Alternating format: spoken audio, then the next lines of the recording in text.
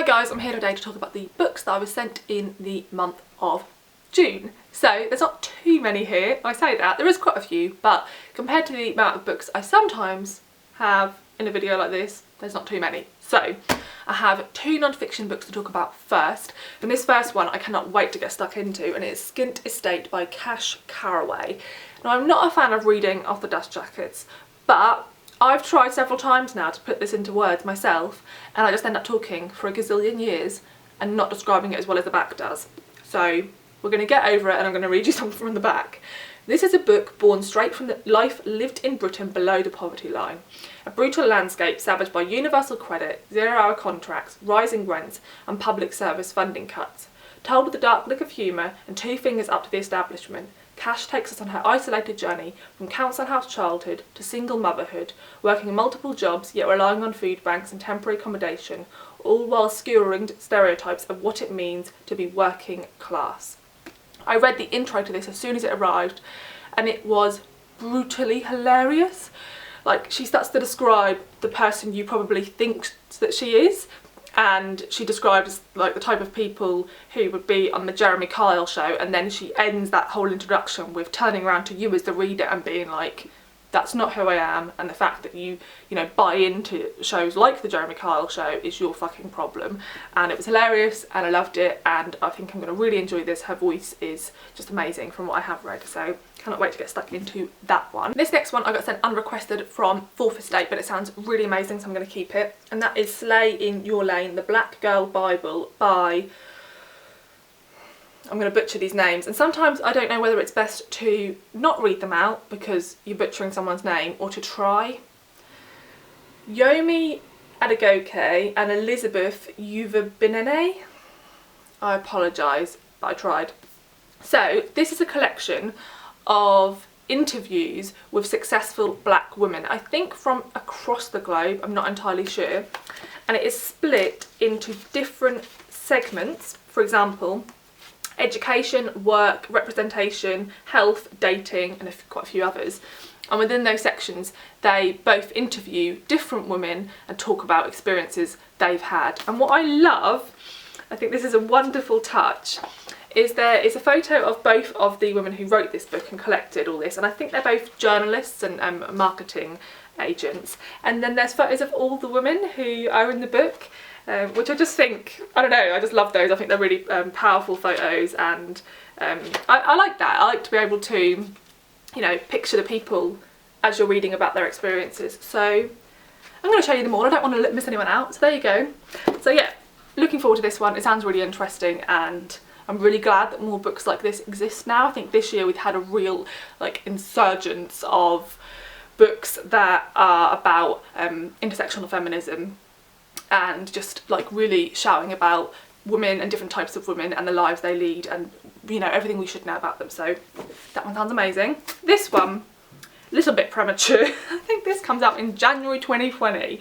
It's called My Duck Vanessa by, can't see because I put this weird box on it, Kate Elizabeth Russell. This has also been sent to me from 4th Estate. This is what the proof looks like. And it says, the book everyone will be talking about in 2020. And you write that on it, it's almost guaranteed. So, from what I know, this is sort of inspired by the #MeToo movement, and it talks about a man who was a teacher and has now been accused by one of his students, his female students, for sexual assault when she was a minor, and quite a few other of his female students are now coming forward and saying, yes, that also happened to me. And we're following a woman called Vanessa who reads all these news articles and thinks, God, I had a relationship with him, but it was really loving and caring, and I didn't feel like he was taking advantage of me. It didn't feel like assault, and therefore, you know, I'm willing to defend him. And the book starts with her contacting him and saying, you know, I've heard all this stuff that's being said and I stand by you, and then we follow that story. So I think this is a really interesting perspective. I know that there's obviously going to be people who have experienced things like this who didn't at the time feel like they were a victim, and even now as adults, when they see it from another perspective, still find it hard to take on board that maybe they were being like used in a way by an adult in a way they shouldn't have been. So yeah, it sounds interesting. I think it's going to be a real page turner. I had a little look at it and read a few pages, and the tone is something that I think you could really easily get through. But I have a real issue of reading a book prior to the year it was published, so it may be that I don't get to this till January 2020, but we'll see. Maybe one day before then I'll feel like giving it a go. So there is that one. And then I have been sent this one. This is called Memoirs of a Prom Queen by Alix Shulman, the cult classic that defined a generation. Now, this has been republished by Serpent's Tail. I believe it was originally published in, was it? Yeah, 1969 it was originally published. And it's set in 1955, and it's about a woman who was an American cheerleader, and she won prom queen. She had this like jock boyfriend, and she had everything going for her. And then she starts to wonder, you know, what will happen to her. She drops out of college to get married, and she realises that she's counting down to her 30th birthday, and what happens to prom queens when they hit 30 and what becomes of their life, and we follow that story. So I think this could be a little bit satirical. I read the first couple of pages, as I always do, and I like the tone, so I'm intrigued by this one. And I think it's always cool when a book is republished, because a book that was very much of its moment is still of its moment, which is in itself depressing. So there's that one. This next one Jen sent me because she was sent a copy of this and thought that I might be interested in it. And this is Havas Croft or Haverscroft by S.A. Harris. This is a gothic house horror story, and it's set in Norwich, which is why Jen sent it to me. I live in Norwich. Books get bonus points for being set in Norfolk or Suffolk. I'm from Suffolk, I live in Norfolk, but they get massive bonus points if they're set in the city that I live in. So yeah, I have no idea. It's just a gothic house story, and it's set where I live, and I'm game. And it could be not great, but I'm willing to give it a go, and it's just cool. Like, if it's going to reference landmarks that I know, that's always exciting. So I don't know when I'll read that one. I was going to say I'll try and read it soon to update you, but then I always struggle to read like gothic books when it's sunny, so I might have to wait for some rain. We shall see. So these next two I actually requested because I thought they sounded amazing, and they were some of the most anticipated releases of the year. So this first one is Orange World and Other Stories by Karen Russell.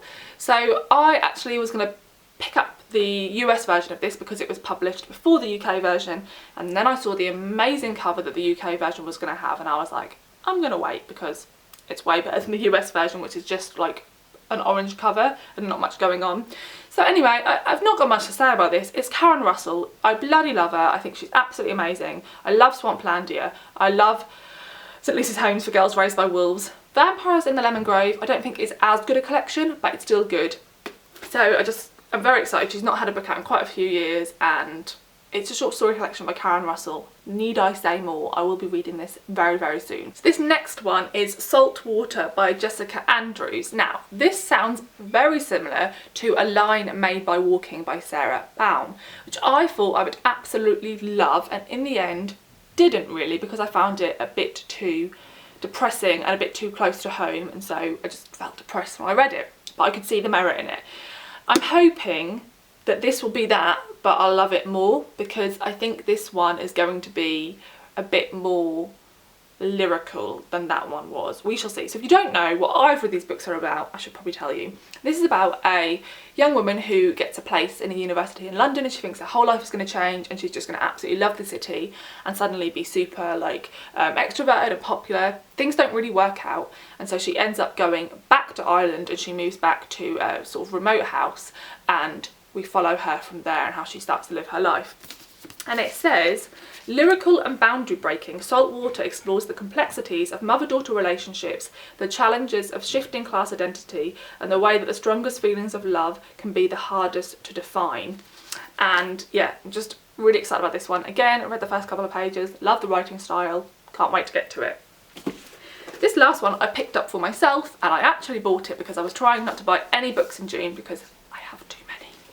And I bought it because I saw a cool device on Instagram being advertised to me, and I really buy into these marketing techniques, and it was this swipey thing that you rub against your clothes and your furniture, and it's supposed to like defluff your clothes, like get cat fur off.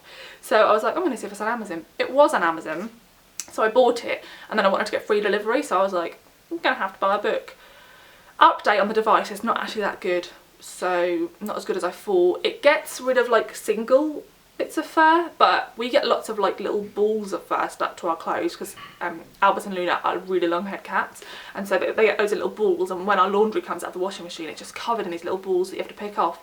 And I guess they're sort of like those sticky burrs, you know, when you go out walking with your dog and they get all those sticky burrs in their coat, they're that strong, and so I think this device just isn't strong enough for them, so actually not very good. But I still got this, which is Lost Soul, Be at Peace by Maggie Thrash. This is a graphic memoir, and she is the author of Honor Girl, which I read and loved, and I've seen quite a few other people read and really enjoy. I know that what quite a few people said about Honor Girl was that it just ended. Now, it was a memoir, so that is how life is. She chose a point in her life to end the story, and that was that one. And I thought it was excellent. I really loved it, and I thought her art style, which is just as it is on this cover, really worked for the story, and wouldn't be an art style I'd usually enjoy, but I thought it worked perfectly. And this is following on from Honor Girl, and this is about, so Honor Girl was focused on her being a young girl, a teenager, and going away to a summer camp and realising that she has feelings for other girls and how she handles that. And this one is about her following on from that, and I think she has quite a lot of struggles after that and how she, you know, lives through them. So I think I'm going to love it. I loved her other one, and I had no idea this was even coming out. So when I just stumbled across this when I was looking for graphic novels, I was so excited, and I'm definitely going to read this one in the next few days. So there we go. So let me know if you guys have any of these books on your TBR, if you have already picked them up. I'd love to know. What are your thoughts on, you know, advanced readers copies coming out 6 months in advance? Would you read them, or would you want to wait until closer to the time? My usual rule is like within 3 months, but when it's in a different year, I don't know what it is, I just like to read them in the calendar year they're released, but obviously when it's January it means I effectively have to wait until like right on top of their release, so I just don't know, I feel so conflicted. Such a hard decision. So yeah, thank you for watching. Let me know what you've been reading and what you've been hauling, and I'll see you in the next video. Bye!